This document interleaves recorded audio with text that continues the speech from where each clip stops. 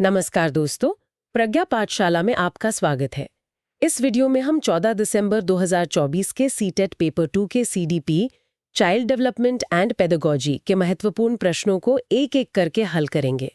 साथ ही हर प्रश्न की विस्तृत व्याख्या, डिटेल्ड एक्सप्लेनेशन को आसान भाषा में समझेंगे ताकि आपका कॉन्सेप्ट पूरी तरह क्लियर हो जाए। तो बिना किसी देरी के अपने पहले प्रश्न की ओर बढ़ते हैं। Which of these statements would advocates of progressive education agree with? प्रगतिशील शिक्षा के हिमायती इनमें से किस कथन से सहमत होंगे? Option A, children are a distinct life stage that hold importance because of what they would become as adults rather than what they are as children.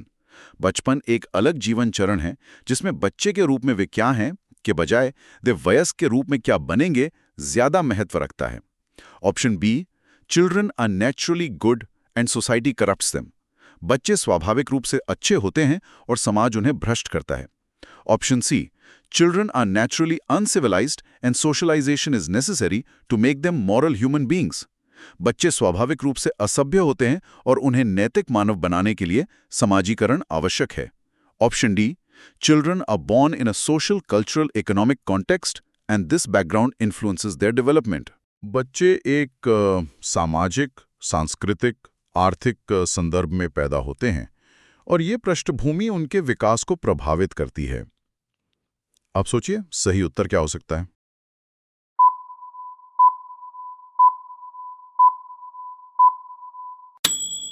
सही उत्तर है ऑप्शन डी। प्रगतिशील शिक्षा या प्रोग्रेसिव एजुकेशन की नींव ही इस बात पर टिकी है कि कोई भी बच्चा ना कोई कोरी स्लेट नहीं होता। हाँ, मतलब शिक्षा किसी खाली जगह या निर्वात में तो नहीं होती। बिल्कुल नहीं। जब कोई बच्चा जन्म लेता है तो उसका जो सामाजिक, सांस्कृतिक और आर्थिक संदर्भ है वो उसके दिमाग के लिए एक तरह की ऑपरेटिंग सिस्टम की तरह काम करता है। अच्छा। हाँ, और यही पृष्ठभूमि तय करती है कि बच्चा जानकारी को कैसे ग्रहण करेगा, दुनिया को कैसे देखेगा और उसका कॉग्निटिव यानी संज्ञानात्मक विकास किस दिशा में होगा। ये तो बहुत ही सटीक बात कही आपने। इसे हम एक बीज और मिट्टी के उदाहरण से समझ सकते हैं। जैसे अगर एक ही प्रकार के बीज को हम अलग-अलग प्रकार की मिट्टी, अलग जलवायु और अलग वातावरण में बो दें तो उसका विकास अलग होगा। बिल्कुल। उसका विकास पूरी तरह से उस माहौल पर निर्भर करेगा। बीज की क्षमता तो वही है, लेकिन संदर्भ उसका पूरा स्वरूप ही बदल देता है। बहुत ही बेहतरीन एनालॉजी दी आपने। और ये बाहरी संदर्भ सिर्फ सीखने के तरीकों को ही नहीं, बल्कि बच्चे की आंतरिक भावनाओं को भी बहुत गहराई से आकार देता है। हाँ, तो इसी बाहरी संदर्भ और आंतरिक भावनाओं के संबंध को समझते हुए चलिए हम अपने अगले प्रश्न की ओर बढ़ते हैं। Changes in emotion, self-perception and interpersonal relationships with families, peers and friends are studied under blank domain of development. विकास के किस आयाम के तहत भावनाओं, आत्मधारणा तथा परिवारों, साथियों और दोस्तों के साथ पारस्परिक संबंधों में परिवर्तन का अध्ययन किया जाता है? ऑप्शन ए, साइकोसोशल, मनोसामाजिक। ऑप्शन बी, फिजिकल, भौतिक।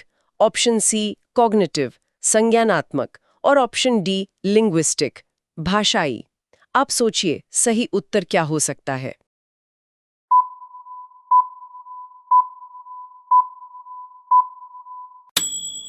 सही उत्तर है ऑप्शन ए, मनोसामाजिक या साइकोसोशल आयाम। मनोविज्ञान में ये समझना बहुत जरूरी है कि भावनाएं केवल हमारे दिमाग के अंदर नहीं बनती। तो फिर कहाँ से आती हैं? ये हमारी सोशल इंटरैक्शंस यानी सामाजिक अंतःक्रियाओं से पैदा होती हैं। मनोवैज्ञानिक एरिक एरिक्सन ने मनोसामाजिक विकास के 8 चरणों का सिद्धांत दिया था। इसका तंत्र ना बहुत ही दिलचस्प है। अच्छा, जैसे जीवन के पहले साल में ट्रस्ट वर्सेस मिसट्रस्ट यानी विश्वास बनाम अविश्वास का चरण होता है। अगर माता पिता बच्चे की जरूरतों पर ध्यान देते हैं तो बच्चे का दिमाग ये सीखता है कि दुनिया सुरक्षित है। हाँ, मतलब ये सिर्फ एक विचार नहीं है। बिल्कुल नहीं, ये बच्चे के दिमाग की वायरिंग को सचमुच बदल देता है, जिससे वो भविष्य में बेहतर रिश्ते बना पाता है। ये समझना बहुत जरूरी है कि समाज कैसे हमारे दिमाग की वायरिंग करता है। और जब बात समाज की अपेक्षाओं की हो ना, तो जेंडर का मुद्दा सबसे पहले सामने आता है। तो हमारा अगला प्रश्न इसी बारे में है। The behaviors, interests, attitudes, skills, and personality traits that a culture considers appropriate for specific gender are referred to as blank and are blank. व्यवहार, रुचियां, दृष्टिकोण, कौशल और व्यक्तित्व लक्षण जिन्हें एक संस्कृति विशिष्ट जेंडर के लिए उपयुक्त मानती है, उन्हें किसके रूप में संदर्भित किया जाता है और ये क्या होते हैं? Option A, gender identity, genetically determined, gender पहचान आनुवंशिक रूप से निर्धारित। Option B, gender roles, culturally defined, gender भूमिकाएं सांस्कृतिक रूप से परिभाषित। Option C, gender roles, genetically defined, gender भूमिकाएं आनुवंशिक रूप से निर्धारित। Option D, gender identity, culturally defined, gender पहचान सांस्कृतिक रूप से परिभाषित। आप सोचिए सही उत्तर क्या हो सकता है?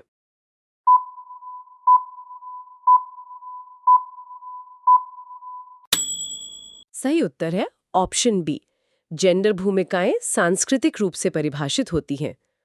यहाँ बायोलॉजिकल सेक्स और जेंडर के बीच का जो अंतर है उसे समझना शिक्षा शास्त्र के लिए बहुत जरूरी है। हाँ, क्योंकि क्रोमोसोम या आनुवांशिकी तो बस ये तय करते हैं कि कोई पुरुष है या महिला। बिल्कुल, लेकिन लड़कियां गणित में कमजोर होती हैं या लड़के भावनाएं नहीं दिखाते, ये नियम डीएनए में थोड़े लिखे हैं। एकदम सही। ये तो समाज द्वारा थोपी गई जेंडर भूमिकाएं हैं। एक शिक्षक के रूप में इसे पहचानना इसलिए भी अहम है क्योंकि सांस्कृतिक पूर्वाग्रह अनजाने में शिक्षकों की उम्मीदों को प्रभावित कर सकते हैं। हाँ, जिससे क्लासरूम में भेदभाव पनप सकता है। बिल्कुल। और ये बहुत ही गंभीर बिंदु है। अगर सांस्कृतिक उम्मीदें छात्रों की क्षमता को सीमित कर सकती हैं, तो फिर क्लासरूम का ढांचा कैसा होना चाहिए? चलिए, समावेशी शिक्षा या इंक्लूसिव क्लासरूम के बारे में एक असर्शन रीजन वाला प्रश्न देखते हैं। Assertion A, An inclusive classroom, all curriculum adaptations should be directed to lower the educational standards for special children. अभिकथन ए, एक समावेशी कक्षा में सभी पाठ्यचर्या अनुकूलन के शैक्षिक मानकों को विशेष बच्चों के लिए निम्न स्तर करने के लिए निर्देशित किया जाना चाहिए। Reason R, special children do not have any potential for learning in mainstream classroom. कारण आर, विशेष बच्चों की मुख्य धारा की कक्षा में सीखने की कोई संभावना नहीं है। चूज द करेक्ट ऑप्शन, सही विकल्प चुनें। Option A, both A and R are false, A और आर दोनों गलत हैं। Option B, both A and R are true and R is the correct explanation of A और आर दोनों सही हैं और ए की आर सही व्याख्या करता है। दोनों सही हैं, लेकिन ए की आर सही व्याख्या नहीं करता है। Option D, A is true but R is false, A सही है लेकिन आर गलत है। आप सोचिए सही उत्तर क्या हो सकता है?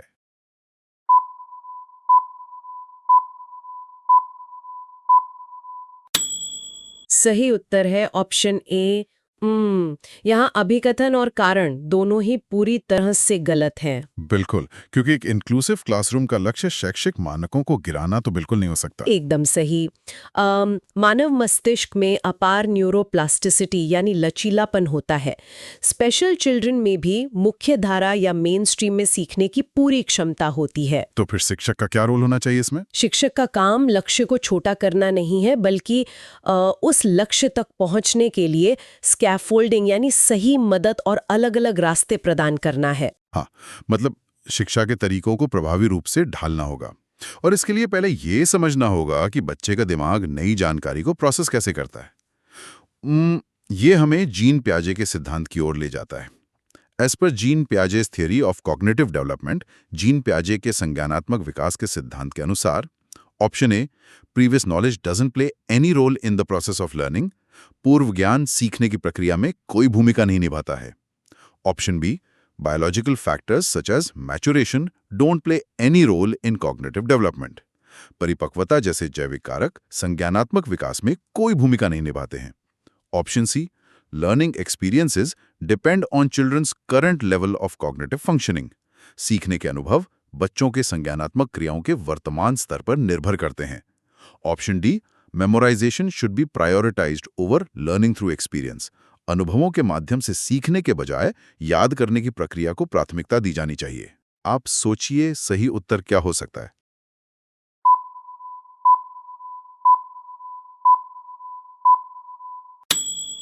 सही उत्तर है ऑप्शन सी। प्याजे ने इस विचार को पूरी तरह से खारिज कर दिया था कि बच्चे बस ज्ञान को निष्क्रिय रूप से ग्रहण करते हैं। तो उनका क्या मानना था? उनका मानना था कि बच्चे सक्रिय वैज्ञानिक होते हैं। वे अपने दिमाग में स्कीमाज यानी ज्ञान के छोटे छोटे खांचे बनाते हैं।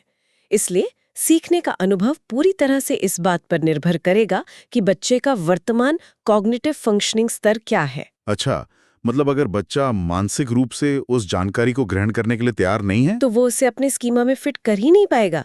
फिर चाहे आप उसे कितना भी रट्टा मारने को कह लें, कोई फायदा नहीं होगा। हाँ, ये तो है। पियाजे का ये सिद्धांत बच्चे को एक अकेले वैज्ञानिक के रूप में देखता है जो खुद अपने अंदर ज्ञान का निर्माण कर रहा है। लेकिन क्या कोई बच्चा सच में निर्वात या अकेलेपन में सीख सकता है? यहीं पर लेव वाइगोत्स्की का दृष्टिकोण आता है, जो पियाजे से काफी अलग है। बिल्कुल। तो चलिए वाइगोत्स्की का नजरिया देखते हैं। Lev Vygotsky views cognitive development as. Lev Vygotsky संज्ञानात्मक विकास को किस रूप में देखते हैं? Option A, effective adoption to the environment, पर्यावरण को प्रभावी रूप से अपनाने की प्रक्रिया। Option B, a collaborative process, एक सहयोगात्मक प्रक्रिया। Option C, an individual activity, एक व्यक्तिगत क्रिया। Option D, a unified process, एक एकीकृत प्रक्रिया। आप सोचिए, सही उत्तर क्या हो सकता है?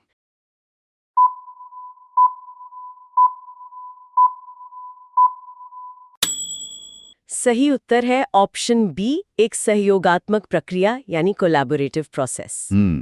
वाइगोत्स्की का तर्क था कि मानसिक विकास अकेले तो हो ही नहीं सकता। हाँ, मतलब ये सामाजिक अंतःक्रिया का सीधा परिणाम है ना? बिल्कुल। उन्होंने एक बहुत ही महत्वपूर्ण सिद्धांत दिया जिसे जोन ऑफ प्रॉक्सिमल डेवलपमेंट या ZBD कहा जाता है। जरा इसे आसान भाषा में समझाएंगी? जरूर। ये उस अंतर को दर्शाता है जो एक बच्चा अकेले कर सकता है और जो वो किसी अनुभवी व्यक्ति की मदद से कर सकता है। मतलब ज्ञान पहले समाज के बीच बनता है और फिर बच्चा उसे अपने अंदर आत्मसात करता है। हाँ, और इस समाज के बीच इस ज्ञान के आदान प्रदान के लिए हम जिस उपकरण का सबसे ज्यादा इस्तेमाल करते हैं उसके बारे में ही हमारा 7वां प्रश्न है। While proposing the relationship between language and thinking process, Lev Vygotsky conceptualized language as an भाषा और सोच प्रक्रिया के बीच संबंध का प्रस्ताव रखते हुए लेव वाइगोत्स्की ने निम्नलिखित में से किस रूप में भाषा को अवधारणाबद्ध किया? Option A, independent domain which is not related to cognition, भाषा का एक स्वतंत्र क्षेत्र है जो कि संज्ञान से संबंधित नहीं है। Option B, cultural tool which facilitates cognition in multiple ways, भाषा एक सांस्कृतिक उपकरण है जो संज्ञान को कई तरीकों से सुगम बनाती है। Option C, form of egocentric speech used to only fulfil basic needs, भाषा आत्मकेंद्रित भाषा का एक रूप है जिसका प्रयोग केवल बुनियादी जरूरतों को पूरा करने के लिए किया जाता है। Option D, hindrance to the development of cognitive abilities, भाषा संज्ञानात्मक क्षमताओं के विकास में बाधा डालती है। आप सोचिए, सही उत्तर क्या हो सकता है?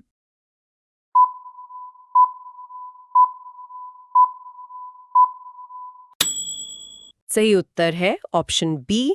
वाइगोत्स्की के अनुसार भाषा सिर्फ कम्युनिकेशन या बातचीत का माध्यम नहीं है। तो फिर क्या है? ये एक ऐसा कल्चरल टूल या सांस्कृतिक उपकरण है जो सचमुच हमारे सोचने के तरीके को आकार देता है। शुरुआत में तो एक बच्चा दूसरों से बात करने के लिए भाषा का उपयोग करता है, लेकिन धीरे धीरे वो खुद से ही बात करने लगता है। बिल्कुल, जिसे प्राइवेट स्पीच कहते हैं। ये जो खुद से बात करना है ना, ये दरअसल समस्याओं को सुलझाने और अपने विचारों को व्यवस्थित करने का तरीका है। भाषा दिमाग में न्यूरल पाथवे का निर्माण करती है। हम भाषा के बिना जटिल सोच विकसित कर ही नहीं सकते। ये तो बहुत गहरी बात है। मतलब उपकरण ये तय करते हैं कि हम कैसे सीखते हैं।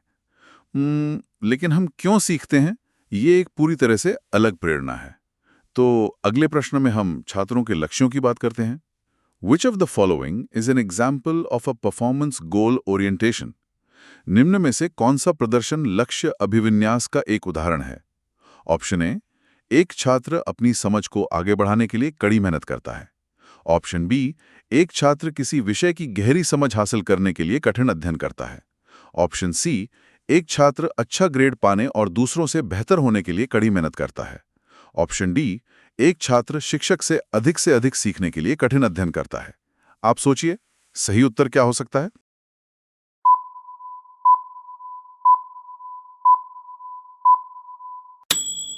सही उत्तर है ऑप्शन सी।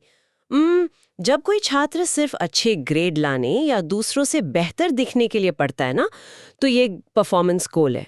और इसे न्यूरोलॉजी के नजरिए से समझना बहुत रोचक है। बिल्कुल। जब सीखना सिर्फ परीक्षा पास करने के बाहरी दबाव के कारण होता है, तो वो जानकारी हमारी शॉर्ट टर्म मेमोरी में रहती है और परीक्षा के बाद हम उसे भूल जाते हैं। हाँ, रट्टा मारकर भूल जाना। एकदम सही। लेकिन जब छात्र गहरी समझ के लिए पढ़ता है, जिसे हम मास्टरी गोल कहते हैं, तो ये उसकी आंतरिक जिज्ञासा से जुड़ा होता है। और इससे दिमाग में कुछ अलग होता है क्या? हाँ, इससे मस्तिष्क में डोपामीन रिलीज होता है, जो स्मृति के लिए एक सेव बटन का काम करता है, और फिर सीखी गई चीज जीवन भर याद रहती है। क्या बात है।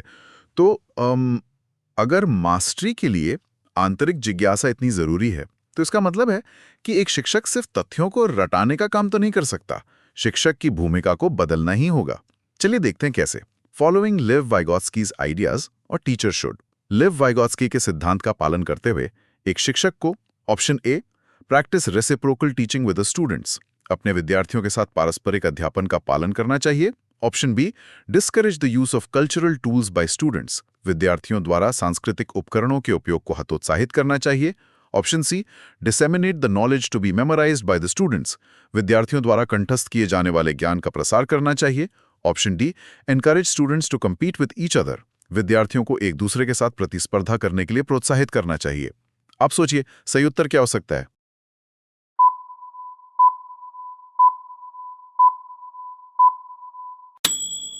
सही उत्तर है ऑप्शन ए, रेसिप्रोकल टीचिंग, यानी पारस्परिक अध्यापन। वाइगोत्स्की के सिद्धांत में ना क्लासरूम के अंदर सत्ता का जो समीकरण है वो पूरी तरह से बदल जाता है। मतलब शिक्षक कोई तानाशाह नहीं होता? बिल्कुल नहीं। शिक्षक ज्ञान देने वाला कोई तानाशाह नहीं होता, और छात्र कोई खाली बर्तन नहीं होते जिन्हें बस भरना है। शिक्षक एक स्कैफोल्डर या सहयोगी होता है। तो इस पारस्परिक अध्यापन में होता क्या है? इसमें शिक्षक और छात्र दोनों संवाद करते हैं, एक दूसरे से प्रश्न पूछते हैं और अर्थ का सह निर्माण यानी को कंस्ट्रक्शन करते हैं।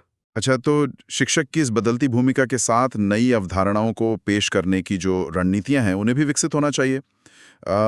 इसी से जुड़ा है हमारा 10वां प्रश्न। Which of the following are effective strategies to teach new concepts? नई अवधारणाओं को पढ़ाने के लिए निम्नलिखित में से कौन सी प्रभावी रणनीतियां हैं? नंबर 1, प्रेजेंटिंग एग्जाम्पल्स, उदाहरण प्रस्तुत करना। नंबर 2, प्रेजेंटिंग नॉन एग्जाम्पल्स, गैर उदाहरण प्रस्तुत करना। Number 3, promoting thinking about relationships amongst concepts, अवधारणाओं के बीच संबंधों के बारे में सोच को बढ़ावा देना। Number 4, giving a definition and encouraging students to rote memorize it, एक परिभाषा देना और छात्रों को इसे याद करने के लिए प्रोत्साहित करना। Option A 3, 4, 1, option B 1, 2, option C 1, 3, option D 1, 2, 3। आप सोचिए सही उत्तर क्या हो सकता है?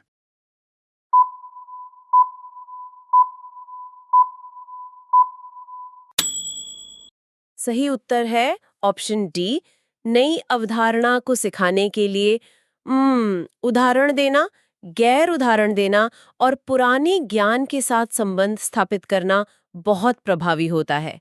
रटना या रोट मेमोराइजेशन कभी भी अर्थपूर्ण नहीं होता।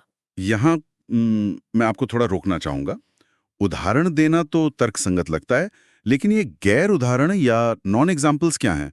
मतलब जो चीज है ही नहीं उसे पढ़ाने तक क्या फायदा? ये एक बहुत ही विचारणीय प्रश्न है।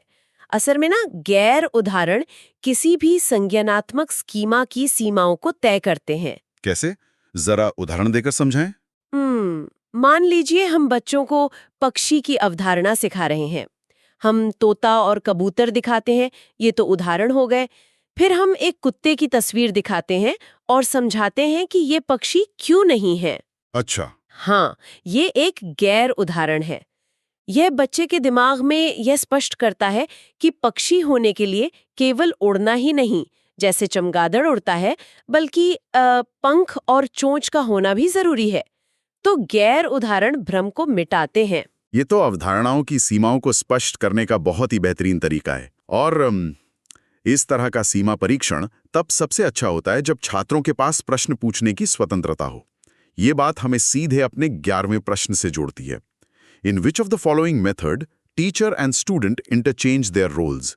निम्नलिखित में से किस विधि में शिक्षक और विद्यार्थी अपनी भूमिकाओं का विनिमय करते हैं? ऑप्शन ए, रेसिप्रोकल टीचिंग, पारस्परिक अध्यापन। ऑप्शन बी, कंडीशनड लर्निंग, अनुकूलित अधिगम। ऑप्शन सी, रिसेप्टिव लर्निंग, ग्रहणशील अधिगम। ऑप्शन डी, एक्सपोजिटोरी टीचिंग, वर्णनात्मक अध्यापन। आप सोचिए, सही उत्तर क्या हो सकता है?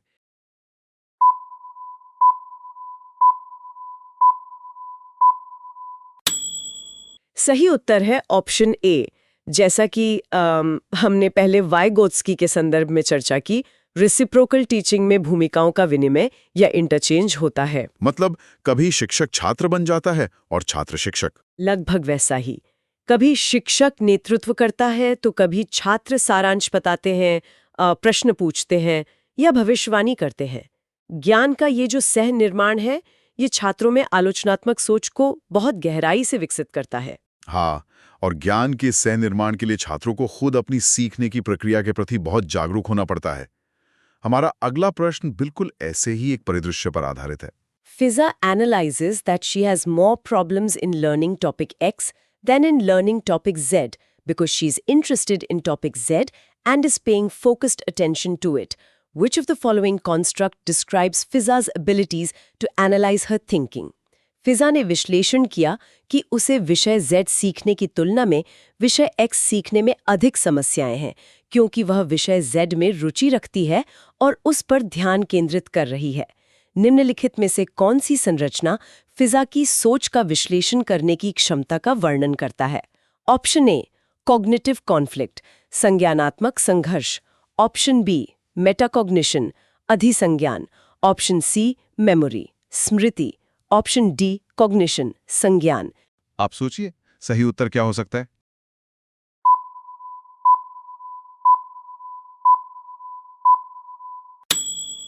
सही उत्तर है ऑप्शन बी, मेटाकॉग्निशन या अधिसंज्ञान। लेकिन क्या ये सिर्फ स्मृति या मेमोरी नहीं है? मतलब फिजा को बस ये याद है कि उसे विषय Z पसंद है?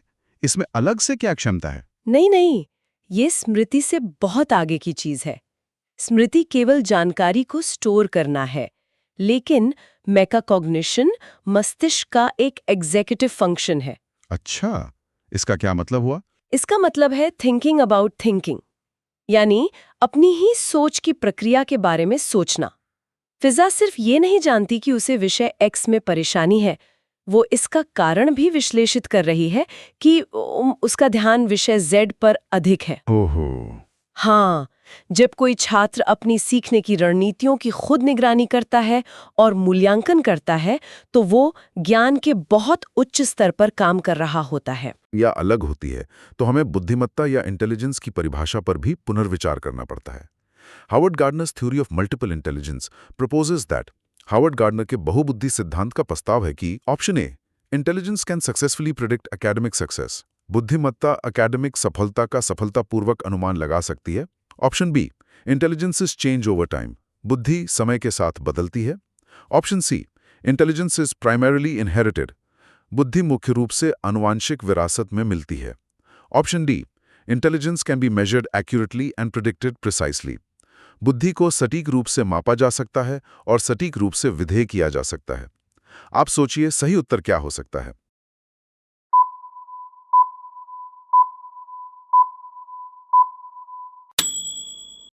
सही उत्तर है ऑप्शन बी।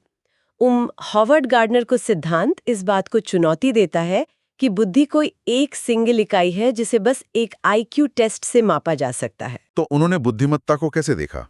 उन्होंने 8 प्रकार की बुद्धिमत्ता की पहचान की, जैसे तार्किक, भाषाई, स्थानिक यानी स्पेशल, संगीतात्मक और गतिज या काइनेस्थेटिक। अच्छा।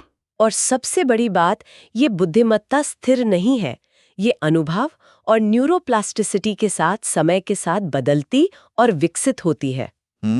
अगर बुद्धिमत्ता 8 प्रकार की है, तो इसका मतलब तो ये है कि हमारे पारंपरिक स्कूल जो केवल गणितीय और भाषाई बुद्धिमत्ता पर बहुत अधिक ध्यान देते हैं, वे बाकी 6 प्रकार की बुद्धिमत्ता वाले बच्चों के साथ पूरी तरह से न्याय नहीं कर रहे हैं। बिल्कुल सही कहा आपने। और बुद्धिमत्ता को देखने का ये जो व्यापक नजरिया है ना, ये हमें न्यूरो डाइवर्जेंट छात्रों को भी बेहतर तरीके से समझने में मदद करता है। सही कहा। तो चलिए व्यक्तिगत भिन्नताओं और ऑटिज्म से जुड़ा ये संवेदनशील प्रश्न देखते हैं। While there exists a possibility of intra-group individual differences, yet most students with autism, हालांकि अंतर समूह व्यक्तिगत भिन्नताओं की संभावना मौजूद है, फिर भी स्वलीनते वाले अधिकांश विद्यार्थी option A perform superior skills of imaginative play, कल्पनाशील खेल के उच्चतर कौशलों का प्रदर्शन करते हैं। Option B acquire advanced socio emotional reciprocity, उन्नत सामाजिक भावनात्मक पारस्परिक उपलब्धि प्राप्त करते हैं। Option C demonstrate advanced communication skills, उन्नत संवाद के कौशल प्रदर्शित करते हैं। Option D express strict adherence to routine और स्टेप्स, दिनचर्या या चरणों का सख्ती से पालन करते हैं। आप सोचिए सही उत्तर क्या हो सकता है।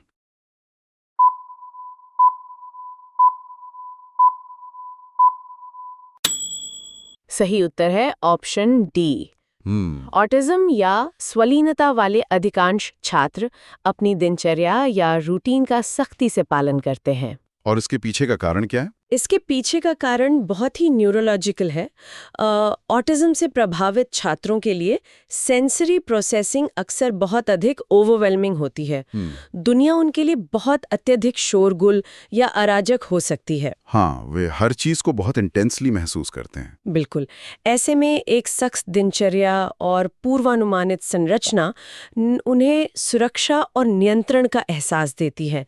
जरा सा भी बदलाव उनके लिए बहुत तनावपूर्ण हो सकता है। एक शिक्षक के रूप में इस तंत्र को समझना बहुत जरूरी है ताकि कक्षा में एक सुरक्षित माहौल बनाया जा सके। संवेदनशीलता और सुरक्षा की ये बात हमें आज के हमारे प्रश्न तक लाती है, जो इसी बात पर केंद्रित है कि सीखने का माहौल कैसा होना चाहिए।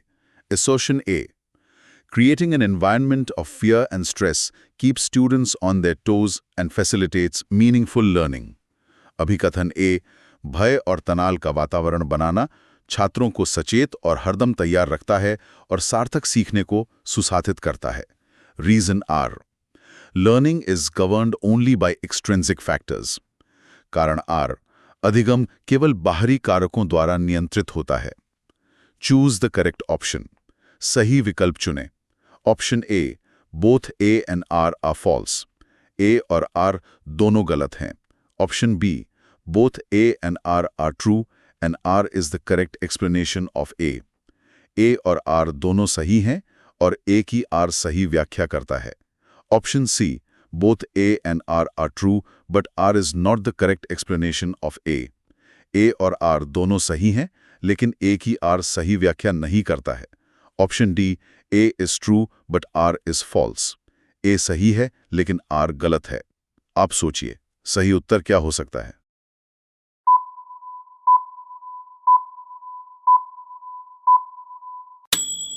सही उत्तर है option A.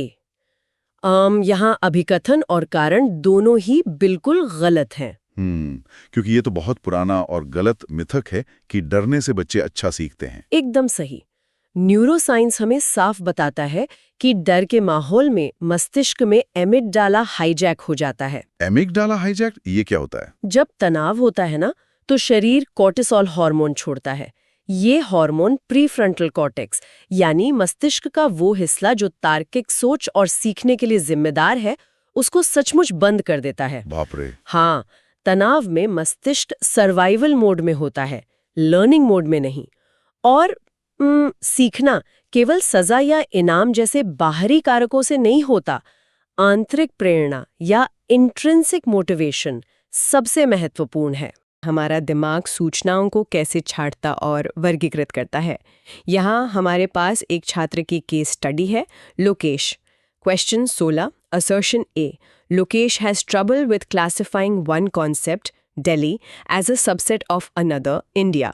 Reason R. Understanding how emotions affect memory and learning can lead to self-regulated learning. और हिंदी में अभिकथन ए, लोकेश को एक संकल्पना दिल्ली को दूसरी संकल्पना भारत के उपसमूह के रूप में वर्गीकृत करने में परेशानी होती है।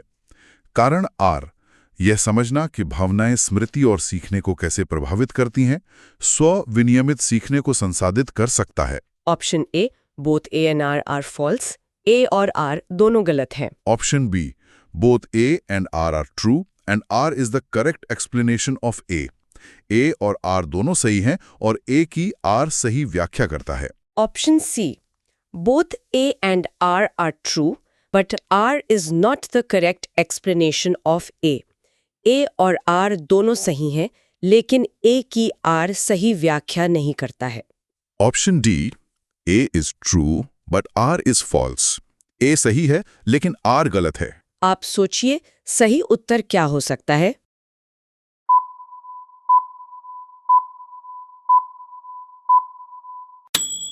सही उत्तर है ऑप्शन सी। तो देखिए, दोनों बातें अपनी जगह एकदम सही हैं, लेकिन उनका आपस में कोई लेना देना नहीं है। मतलब लोकेश की जो समस्या है वो भावनाओं से नहीं बल्कि उसके संज्ञानात्मक विकास से जुड़ी है ना? अरे बिल्कुल। यहाँ हम क्लास इंक्लूजन यानी वर्ग समावेशन के सिद्धांत को देख रहे हैं। जब हम कहते हैं कि लोकेश दिल्ली को भारत के हिस्से के रूप में नहीं देख पा रहा है, तो असल में उसके दिमाग का स्कीमा या सूचनाओं को फोल्डर में रखने का जो तरीका है वो अभी पूरी तरह से विकसित नहीं हुआ है। हाँ, छोटे बच्चों के लिए ये समझना काफी मुश्किल होता है कि एक चीज एक ही समय में दो अलग अलग श्रेणियों का हिस्सा कैसे हो सकती है, जैसे दिल्ली एक शहर भी है और भारत का हिस्सा भी। सटीक बात है। और जो कारण आर दिया गया था वो भावनाओं के बारे में था, जो अपने आप में सच है, लेकिन वो लोकेश के इस खास फोल्डर सिस्टम वाले मुद्दे की व्याख्या नहीं करता। ये तो ऐसा है जैसे किसी कंप्यूटर में मेन फोल्डर और सब फोल्डर का सिस्टम अभी इंस्टॉल ही ना हुआ हो। खैर, इस संज्ञानात्मक संरचना को समझने के बाद अब ये जानना दिलचस्प होगा कि एक शिक्षक बच्चे के इस फोल्डर सिस्टम की खामियों का पता कैसे लगाता है। Question 17. Which of the following statement aptly describes the purpose of a diagnostic assessment? निम्नलिखित में से कौन सा कथन निदानिक आकलन के उद्देश्य का उपयुक्त वर्णन करता है? Option A. To identify the areas where students may need additional support or instruction. उन क्षेत्रों की पहचान करना जहां विद्यार्थियों को अतिरिक्त सहायता या निर्देश की आवश्यकता हो सकती है। Option B. To give students the opportunity to critically assess the work of their peers. विद्यार्थियों को अपने सहकर्मियों के काम का समालोचनात्मक आकलन करने का अवसर प्रदान करना। Option C, to identify the attitude patterns of students and design a career guidance programme as per their needs. विद्यार्थियों के अभिवृत्ति स्वरूप की पहचान करना और उनकी आवश्यकताओं के अनुसार एक व्यावसायिक निर्देशन कार्यक्रम तैयार करना।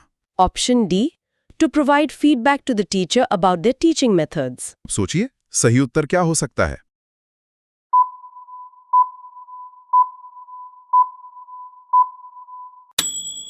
सही उत्तर है ऑप्शन ए। शुरुआत में जो आपने एक्सरे और डॉक्टर वाली बात की थी ना, वो यहां बिल्कुल फिट बैठती है। नैदानिक आकलन या डायग्नोस्टिक असेसमेंट ठीक उसी डॉक्टर की तरह काम करता है। हाँ, मतलब जो पर्चे पर सीधे दवा लिखने से पहले बीमारी की असली जड़ तक पहुंचता है। एकदम सही एनालॉजी है। शिक्षा में हम अक्सर इलाज यानी पढ़ाना शुरू कर देते हैं बिना ये जाने कि लर्निंग गैप कहां पर है। डायग्नोस्टिक असेसमेंट हमेशा शिक्षण प्रक्रिया से पहले किया जाता है। तो ये अनिवार्य रूप से बच्चे के पूर्व ज्ञान और नई सामग्री के बीच जो खाई है उसे मापता है। अगर एक शिक्षक को पता ही नहीं होगा कि बच्चे को जोड़ना नहीं आता, तो वो उसे गुणा करना कैसे सिखा सकता? बिल्कुल, ये तो वो टूटा हुआ पुल खोजने जैसा है। और जब हमें वो पुल मिल जाता है तो हमारा अगला कदम बच्चे की मदद करना होता है। लेकिन मदद करने का सही तरीका आखिर है क्या? आइए इस अगली स्थिति में देखते हैं। Question 18. 10-year-old Kakuli is struggling with a difficult math problem. What can her teacher do to enhance her problem-solving skills? 10 साल की काकुली गणित के एक कठिन सवाल से जूझ रही हैं। उसके समस्या समाधान कौशल को बढ़ाने के लिए उसकी शिक्षिका क्या कर सकती है? Option A. Give her severe punishment so that it is not repeated in future. कड़ी से कड़ी सजा दे ताकि भविष्य में ऐसा दोबारा न हो। Option B. Give her the solution to the problem. उसे समस्या का समाधान दे। Option C. Tell her to skip the problem and move on to the next one. उसे समस्या को छोड़ने और अगले एक पर जाने के लिए कहें। Option D. Encourage her to keep trying and offer scaffolding when needed. कोशिश करते रहने के लिए उसे प्रोत्साहित करें और जरूरत पड़ने पर आलंबन प्रदान कर। आप सोचिए, सही उत्तर क्या हो सकता है?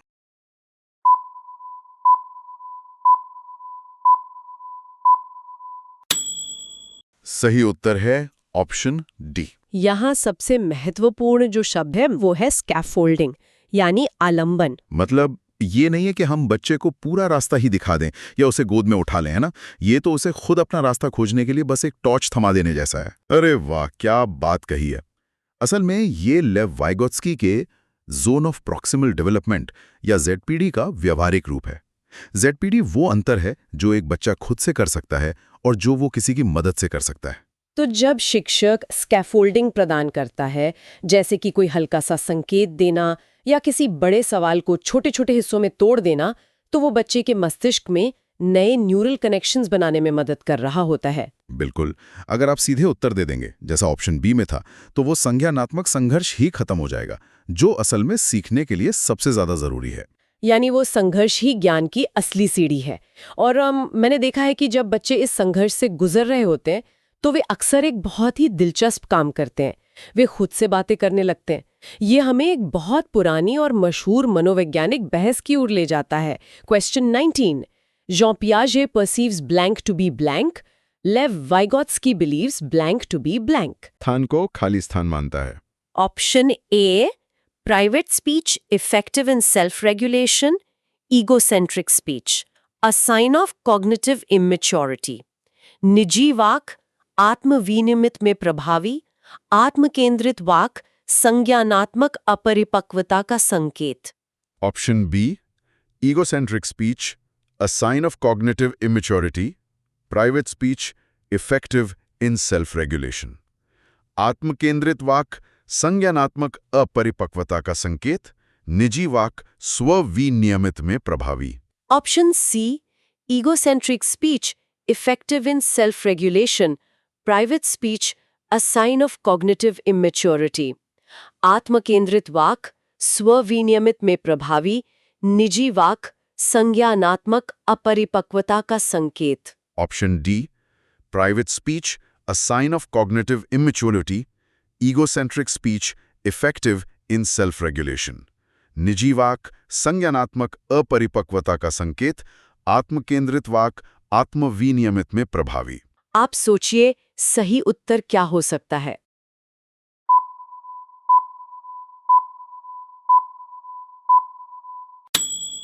सही उत्तर है ऑप्शन बी।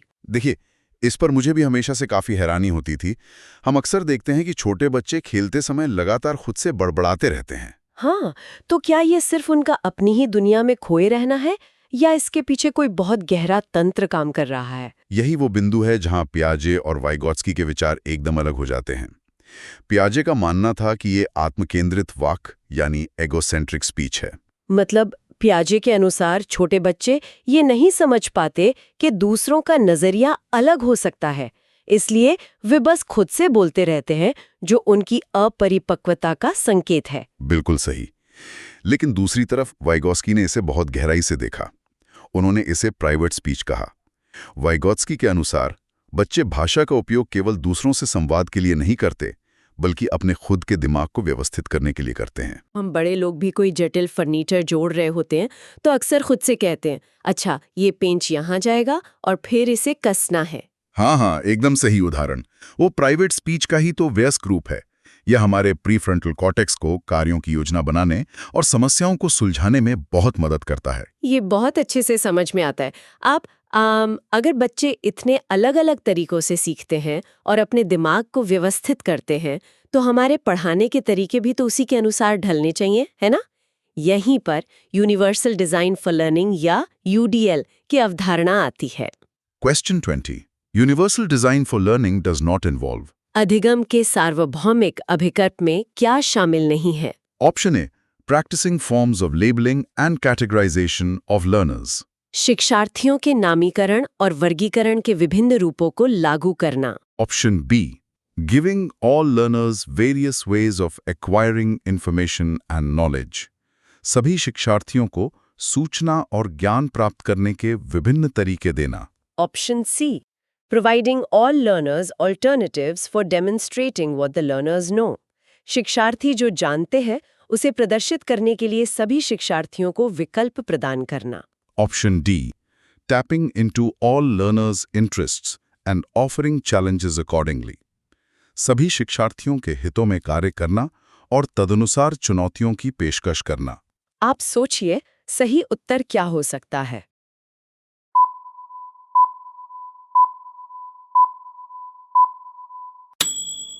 सही उत्तर है ऑप्शन ए। आपको पता है ये UDL, universal design for learning, मूल रूप से वास्तुकला या आर्किटेक्चर से आया है। अच्छा, जैसे बिल्डिंग्स के डिजाइन से। हाँ, जैसे एक रैंप सिर्फ व्हीलचेयर वाले व्यक्ति की ही मदद नहीं करता, बल्कि भारी सूटकेस ले जाने वाले यात्री की भी मदद करता है। शिक्षा में भी ठीक यही सिद्धांत काम करता है। UDL का मतलब है ऐसा लचीला पाठ्यक्रम बनाना जो स्वाभाविक रूप से हर बच्चे की जरूरत को पूरा करे। और इसीलिए बच्चों पर ठप्पा लगाना या उन्हें लेबल करना इसके बिल्कुल विपरीत है। जब हम किसी बच्चे को धीमा सीखने वाला या विद्रोही करार दे देते हैं तो हम मनोवैज्ञानिक रूप से पिग्मेलियन प्रभाव को जन्म देते हैं। बिल्कुल, पिग्मेलियन प्रभाव, जहां हमारी कम अपेक्षाओं के कारण बच्चे का प्रदर्शन वास्तव में गिर जाता है। वंडरफुल। लेबलिंग एक फिक्स्ड माइंडसेट को बढ़ावा देती है, जबकि UDL विकास की असीमित संभावनाओं को देखता है। इसी मानसिक विकास की कड़ी में अब हम बच्चों के नैतिक विकास की बात करते हैं, जिसे कोहलबर्ग ने बहुत ही अनूठे तरीके से परखा था। Question 21, Which of the following statements about Lawrence Kohlberg's theory is correct? Lawrence Kohlberg के सिद्धांत के बारे में निम्नलिखित में से कौन सा कथन सही है? Option A, It takes into account effects of culture and gender on moral reasoning. यह नैतिक तर्क पर संस्कृति और जेंडर के प्रभाव को ध्यान में रखता है। Option B, It does not specify exact stages for progression of moral development in children. ये बच्चों में नैतिक विकास की प्रगति के सटीक अवस्थाओं को निर्दिष्ट नहीं करता है। Option C, It is based on the study done through experimental methods. यह प्रायोगिक विधियों द्वारा किए गए अध्ययन पर आधारित है। Option D, It presents conflicting situations to children. यह बच्चों को दुविधात्मक स्थितियां प्रस्तुत करता है। आप सोचिए सही उत्तर क्या हो सकता है?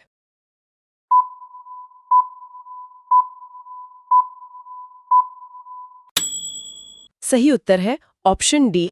तो देखिए, कोहलबर्ग कभी भी बच्चों को सीधे ये नहीं बताते थे कि क्या सही और क्या गलत। हाँ, वे तो उन्हें एक तरह के नैतिक चक्रव्यूह में डाल देते थे ना। बिल्कुल, और उनकी सबसे प्रसिद्ध हाइंज दुविधा यानी हाइंज डिलेमा इसका बेहतरीन उदाहरण है। इसमें एक आदमी की पत्नी मरने वाली है और जो दवा उसकी जान बचा सकती है वो बहुत महंगी है। केमिस्ट दाम कम नहीं कर रहा, तो क्या उस आदमी को दवा चुरानी चाहिए? ओह, ये तो बहुत ही मुश्किल स्थिति है। हाँ, और कोहलबर्ग इस बात में बिल्कुल दिलचस्पी नहीं रखते थे कि बच्चे हाँ कह रहे हैं या ना। वे तो बस ये जानना चाहते थे कि बच्चे अपने उत्तर के पीछे क्या तर्क दे रहे हैं। यानी वे ये देख रहे थे कि बच्चे के दिमाग में नैतिक नियमों और मानवीय करुणा के बीच का जो घर्षण है, जो फ्रिक्शन है, वो कैसे काम कर रहा है। इसी घर्षण से तो नैतिक विकास होता है। एकदम सही। लेकिन क्या ये विकास और कुल मिलाकर बचपन का अनुभव दुनिया के हर बच्चे के लिए एक जैसा ही होता है? ये सवाल हमें हमारे अगले विषय की ओर ले जाता है। Question 22, Assertion A. Each child finds opportunities to play, experiment and discover their world. Reason R. Option A, both A and R are false. A और R दोनों गलत हैं। Option B. Both A and R are true. And R is the correct explanation of A. A और R दोनों सही हैं और A की R सही व्याख्या करता है। Option C, both A and R are true, but R is not the correct explanation of A. A और R दोनों सही हैं, लेकिन A की R सही व्याख्या नहीं करता है। Option D. A is true, but R is false. A सही है, लेकिन R गलत है। आप सोचिए, सही उत्तर क्या हो सकता है? थोड़ा गहराई से सोचिए इस बारे में।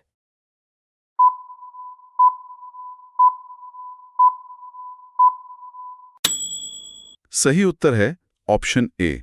अगर हम इसे बहुत ही सामान्य नजरिए से देखें तो हमें लगता है कि बच्चे तो हर जगह खेलते ही हैं, वे हमेशा उत्सुक रहते हैं। हाँ, तो फिर समाजशास्त्र और मनोविज्ञान ये क्यों कहते हैं कि बचपन सार्वभौमिक यानी यूनिवर्सल नहीं है? ये जो बाल मजदूरी करते हैं या जो युद्धग्रस्त क्षेत्रों में रहते हैं, उनका बचपन तो उस सुरक्षित, खोजपूर्ण बचपन से बिल्कुल अलग होता है जिसे हम आदर्श मानते हैं। बहुत सही पॉइंट। इसलिए ये कहना कि हर बच्चे को प्रयोग करने और खेलने का अवसर मिलता है, ये वास्तविकता से बहुत दूर है। ये कड़वा लेकिन बहुत महत्वपूर्ण सच है।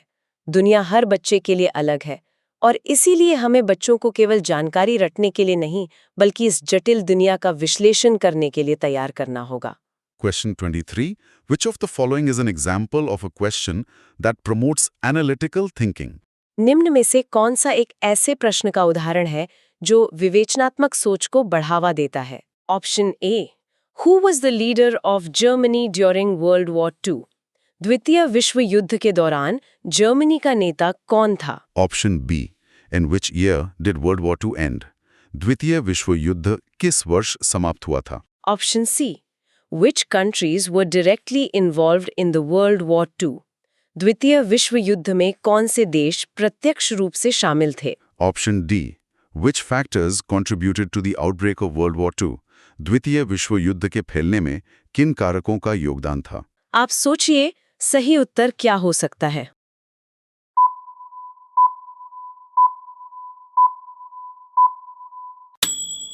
सही उत्तर है ऑप्शन डी। देखिए, यदि हम इसे ब्लूम की टैक्सोनॉमी के नजरिए से देखें, तो पहले 3 विकल्प पिरामिड के सबसे निचले स्तर पर हैं, यानी स्मरण शक्ति या मेमोरी। हाँ, कौन, कब और कहाँ जैसे प्रश्न तो केवल रटने को ही बढ़ावा देते हैं। इससे एक भ्रम पैदा होता है कि बच्चा सीख रहा है, लेकिन असल में वह केवल डेटा स्टोर कर रहा है। बिल्कुल। लेकिन जब हम पूछते हैं कि किन कारकों का योगदान था, तो हम बच्चे के मस्तिष्क से अलग-अलग ऐतिहासिक घटनाओं, अर्थव्यवस्था और राजनीति के बीच संबंध या कनेक्शंस स्थापित करने की मांग करते हैं। और यही विश्लेषणात्मक सोच है। ये उन्हें सिर्फ एक हार्ड ड्राइव बनने से बचाता है।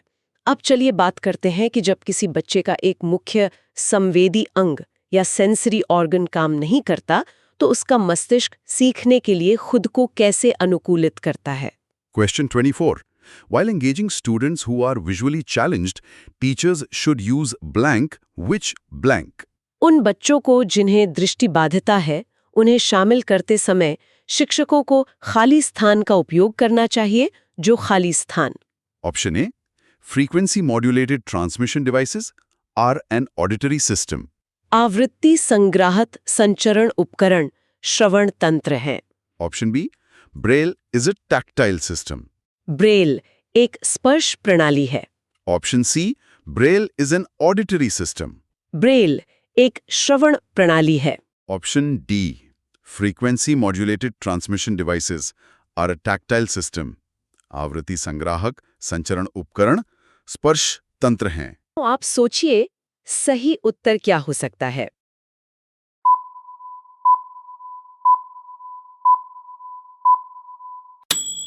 सही उत्तर है ऑप्शन बी। ब्रेल लिपि के बारे में तो हम सबने सुना ही है, लेकिन इसके काम करने का तरीका तंत्रिका विज्ञान यानी न्यूरोसाइंस के दृष्टिकोण से अविश्वसनीय है। बिल्कुल। जब हम ब्रेल को एक स्पर्श प्रणाली या टैक्टाइल सिस्टम कहते हैं, तो हम असल में न्यूरोप्लास्टिसिटी की ताकत की बात कर रहे होते हैं। अरे वाह, एकदम सही दिशा में जा रही हैं आप। दृष्टि बाधित बच्चों में उनका मस्तिष्क अपनी संरचना को फिर से व्यवस्थित कर लेता है। जो विजुअल कोर्टेक्स आमतौर पर देखने के लिए उपयोग होता है, उसे उंगलियों के पोरों से आने वाले स्पर्श संकेतों को प्रोसेस करने के लिए रीवायर कर दिया जाता है। ये तो मानव मस्तिष्क की असीम क्षमताओं का एक बहुत बड़ा प्रमाण है, और इसी असीम क्षमता को हमें हर कक्षा में बाहर लाना है। जो हमारा अगला विषय है, रचनात्मक सोच को बढ़ावा देना। Question 25. You are a teacher who wants to encourage your students to think critically and creatively. Which of the following strategies is most likely to foster this type of thinking? आप एक शिक्षक हैं जो अपने छात्रों को आलोचनात्मक और रचनात्मक ढंग से सोचने के लिए प्रोत्साहित करना चाहते हैं। निम्नलिखित में से कौन सी रणनीति इस प्रकार की चिंतन को बढ़ावा देने की सबसे अधिक संभावना है? Option A. Lecturing on the topic and providing students with detailed notes. विषय पर व्याख्यान देना और छात्रों को विस्तृत नोट्स प्रदान करना। Option B. Assigning a project in which students must memorize and present information on a topic. एक परियोजना सौंपना जिसमें छात्रों को किसी विषय पर जानकारी को याद करना और प्रस्तुत करना हो। Option C. providing students with open-ended questions to come up with their own solutions. छात्रों को उनके अपने समाधान खोजने के लिए खुले सिरे वाले प्रश्न प्रदान करना। Option D. Giving students multiple choice tests to assess their knowledge. छात्रों को उनके ज्ञान का आकलन करने के लिए बहुविकल्पी परीक्षण देना। आप सोचिए, सही उत्तर क्या हो सकता है?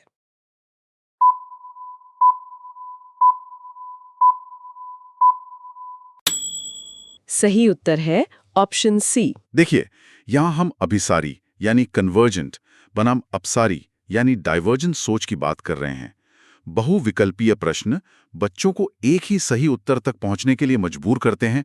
यह अभिसारी सोच है। हाँ, लेकिन खुले सिरे वाले या ओपन एंडेड प्रश्न बच्चों को बॉक्स के बाहर सोचने, कई संभावनाएं तलाशने और अपनी खुद की अनूठी कल्पना का उपयोग करने की अनुमति देते हैं। बिल्कुल, रचनात्मकता तभी पनपती है जब मस्तिष्क को स्वतंत्रता मिलती है। ये सोचने का एक बहुत ही मुक्त तरीका है, लेकिन सबसे बड़ी विडंबना ये है कि हम बच्चों से रचनात्मकता की उम्मीद तो करते हैं, लेकिन उनका मूल्यांकन उसी पुरानी कठोर प्रणाली से करते हैं। तो मूल्यांकन का सही तरीका क्या होना चाहिए? ये हमें हमारे अगले सवाल पर ले जाता है। Question 26. Which of the following is an example of assessment for students' learning? निम्न में से कौन विद्यार्थियों में सीखने के लिए आकलन का एक उदाहरण है? Option A. A rubric given to students at the beginning of a project outlining what they need to do to achieve a certain grade. एक परियोजना की शुरुआत में छात्रों को दिया गया रूब्रिक ये रेखांकित करते हुए कि उन्हें एक निश्चित ग्रेड प्राप्त करने के लिए क्या करना चाहिए। Option B. A final exam that covers all the material learned throughout the term. एक अंतिम परीक्षा जिसमें पूरे सत्र में सीखी गई सभी सामग्री शामिल होती है। पूर्व ज्ञान की जांच के लिए कक्षा की शुरुआत में एक प्रश्नोत्तरी और विचार मंथन। Option D. A standardized test used to compare students across the country. देश भर के छात्रों की तुलना करने के लिए एक मानकीकृत परीक्षण। आप सोचिए, सही उत्तर क्या हो सकता है?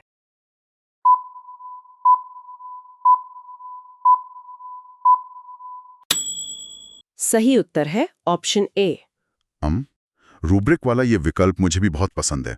ये बिल्कुल ऐसा है जैसे आप किसी को कोई काम सौंपने से पहले उसे सफलता का एक ब्लूप्रिंट दे रहा हूं। हाँ, ये अंतिम परीक्षा की तरह नहीं है जो रास्ते के अंत में एक स्पीड कैमरे की तरह खड़ी होती है और सिर्फ ये बताती है कि आपने नियम तोड़ा या नहीं। सटीक उपमा है। शिक्षा शास्त्र में इसे असेसमेंट फॉर लर्निंग यानी फॉर्मेटिव असेसमेंट कहा जाता है। इसका मुख्य उद्देश्य छात्रों को यह बताना है कि वे अभी कहाँ हैं, उन्हें कहाँ पहुंचना है और वो उस अंतर को कैसे पाट सकते हैं। तो जब बच्चों को पहले से रूब्रिक मिल जाता है तो मूल्यांकन कोई रहस्य या डर का कारण नहीं रहता। ये उनके सीखने की प्रक्रिया का एक बहुत ही पारदर्शी हिस्सा बन जाता है। बिल्कुल सही। लेकिन जब हम आकलन की बात करते हैं तो अक्सर हमारे समाज की कुछ गहरी धारणाएं इसमें घुसपैठ कर लेती हैं, खासकर जेंडर को लेकर। ये अगला सवाल इसी पर चोट करता है। Question 27. Assertion A. As compared to boys, girls have an innate tendency to be affected more by social and cultural factors. Reason are, girls are genetically more sensitive and emotionally weaker than boys, making it more likely for them to conform to societal expectations. अभिकथन A. लड़कों की तुलना में लड़कियों में सामाजिक और सांस्कृतिक कारकों से अधिक प्रभावित होने की जन्मजात प्रवृत्ति होती है। कारण R. लड़कियां आनुवंशिक रूप से लड़कों की तुलना में अधिक संवेदनशील और भावनात्मक रूप से कमजोर होती हैं, जिसके कारण उनकी सामाजिक अपेक्षाओं के अनुरूप होने की संभावना अधिक हो जाती है। Option A. Both A and R are false. A और R दोनों गलत हैं। Option B. Both A and R are true and R is the correct explanation of A. A और R दोनों सही हैं और A की R सही व्याख्या करता है। Option C. Both A and R are true, but R is not the correct explanation of A. A और R दोनों सही हैं, लेकिन A की R सही व्याख्या नहीं करता है। Option D. A is true but R is false. A सही है लेकिन R गलत है। आप सोचिए, सही उत्तर क्या हो सकता है?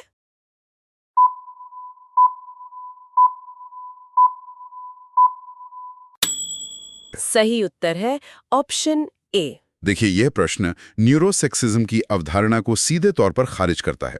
यह एक बहुत बड़ा मिथक है कि लड़कियों का दिमाग जैविक रूप से अधिक भावुक या कमजोर होता है। बिल्कुल, मनोविज्ञान और न्यूरोलॉजी ने बार बार साबित किया है कि जेंडर भूमिकाएं पूरी तरह से सामाजिक निर्माण यानी सोशल कंस्ट्रक्ट्स हैं।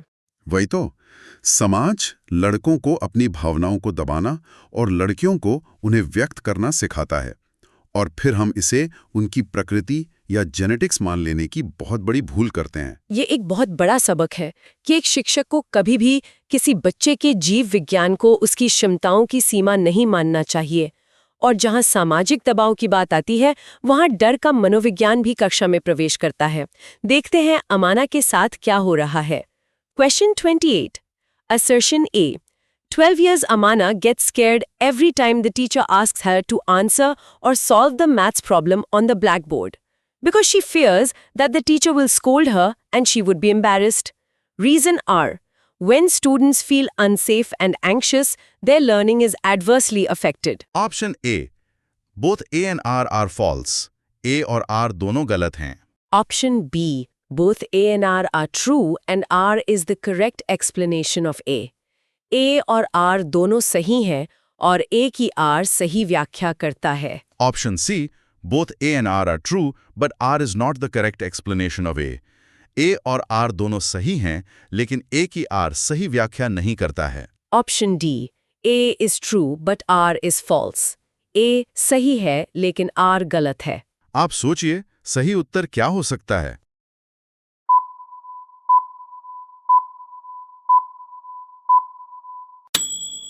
सही उत्तर है ऑप्शन बी। अमाना के साथ जो हो रहा है ना, उसे न्यूरोसाइंस में एमिगडाला हाइजैक्ट कहा जाता है।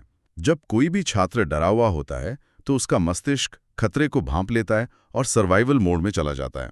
ओह, मतलब वो फाइट और फ्लाइट मोड। बिल्कुल, कॉर्टिसोल जैसे तनाव हार्मोन का स्राव बढ़ जाता है, जो हिपोकैम्पस, जो कि मस्तिष्क का वो हिस्सा है जो यादों और नई जानकारी को स्टोर करता है, उसे पूरी तरह से ब्लॉक कर देता है। बाप रे, यानी डर के माहौल में सीखना सिर्फ मुश्किल ही नहीं बल्कि जैविक रूप से असंभव हो जाता है। इसलिए कक्षा में मनोवैज्ञानिक सुरक्षा या साइकोलॉजिकल सेफ्टी होना कोई विलासिता नहीं बल्कि सीखने की पहली शर्त है। और जब बच्चे सुरक्षित महसूस करते हैं तभी हम उन्हें गहरे स्तर पर सिखा सकते हैं, जैसा कि इस अगले प्रश्न में बताया गया है। Question 29.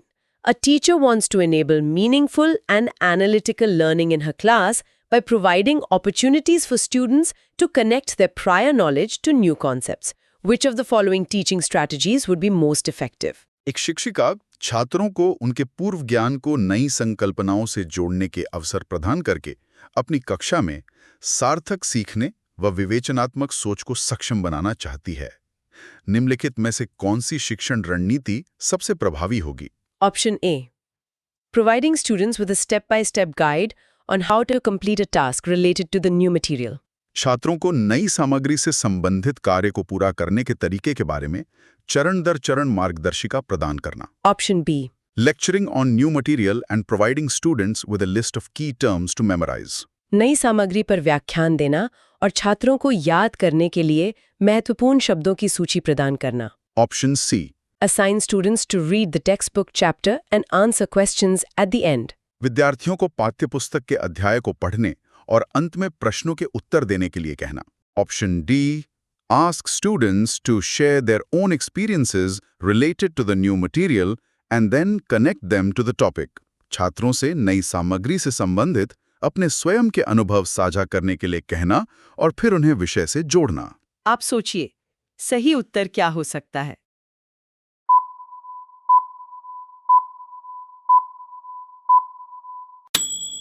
सही उत्तर है ऑप्शन डी।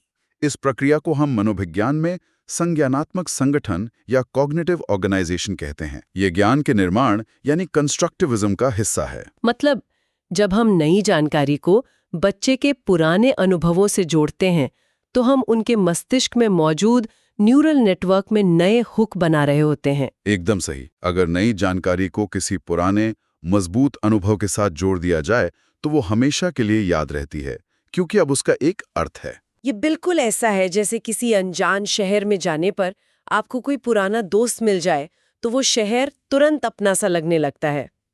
और अब इस ज्ञानवर्धक यात्रा के अंतिम पड़ाव पर हम इन सभी धागों को एक साथ पिरोते हैं, समावेशी शिक्षा में। Question 30. In an inclusive classroom, the teacher. एक समावेशी कक्षा में शिक्षक। Option A. Tries to encourage children to do better by promoting competitive spirit. प्रतिस्पर्धा की भावना को बढ़ावा देकर बच्चों को बेहतर करने के लिए प्रोत्साहित करने की कोशिश करता है। Option B. Identifies deficits in children and correctly labels them. बच्चों में कमियों की पहचान करता है और उनका सही ढंग से नामीकरण करता है। Option C. Segregates children based on differing academic capabilities. अलग-अलग शैक्षणिक क्षमताओं के आधार पर बच्चों को अलग करता है। Option D. Modifies the curriculum and pedagogical strategies to suit varied needs of children. बच्चों की विभिन्न आवश्यकताओं के अनुरूप पाठ्यचर्या और शैक्षणिक रणनीतियों को संशोधित करता है। आप सोचिए, सही उत्तर क्या हो सकता है?